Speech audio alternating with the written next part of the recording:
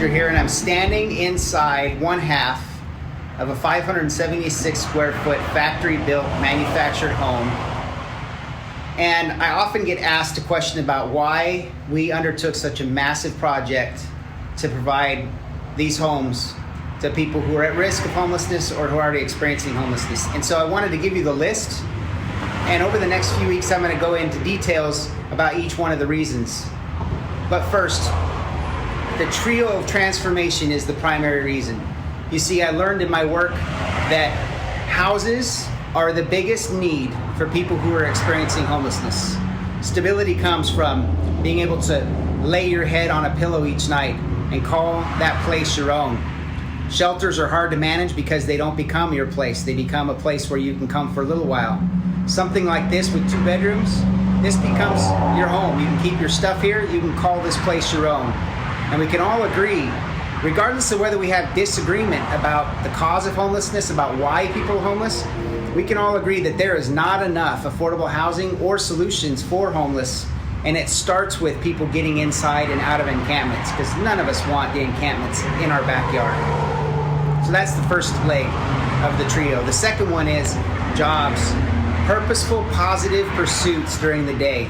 Well, I have been busy creating jobs for people who experience homelessness for the past 5 years. And what better way to create more jobs than to create a factory that builds manufactured homes? And so this factory creates a lot of jobs. I'll go into much more detail about that. But it's great for people to have a positive pursuit, that they can earn a paycheck, that they can pay for their house. And that's what this provides. And the third piece is a courtyard community. Now, courtyard communities are peer support environments. When people have to walk in to a courtyard to go to their home, they engage with other people who live there. It becomes a place of support. It becomes a place where people can connect with one another. They can provide change in one another's lives. They can support one another in great ways. And part of the reason why I designed these units to be manufactured housing is because you can orient these towards each other in a courtyard setup, and you activate peer support community. Plus, because they're small, you wind up having people spend more time outside in that community, that courtyard, than they do inside. But there are a host of other reasons why we did this. One of them is affordability.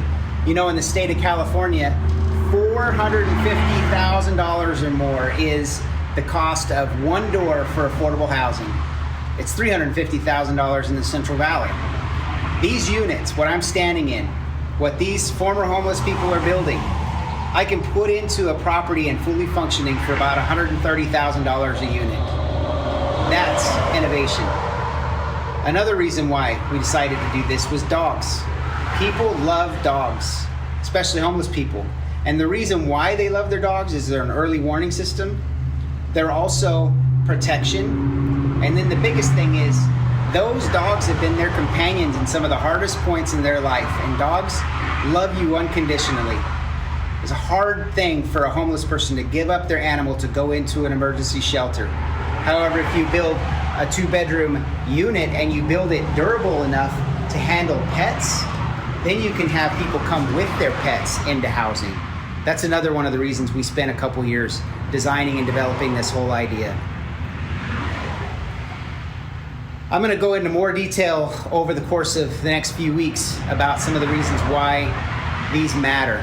I wanted to just give you the list right now. I hope this encourages you. It's a big undertaking that's going on in the city of Tulare and in Kings County as we build these units for people to live in, activate jobs, and activate peer support.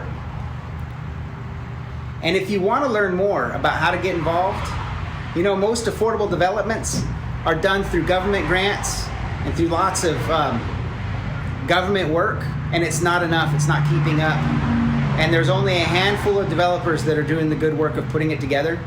My contention is that each one of these units, we could, as a community, come together and invest in, and we could put these things together in small communities, smallish communities, 16 to 24 units each, and we can turn the keys over to Lighthouse or to King's Gospel Mission and let them run it. And they're the experts at getting people's, to activating transformation in people's lives and they could use a resource like this. The community could come together and invest in it.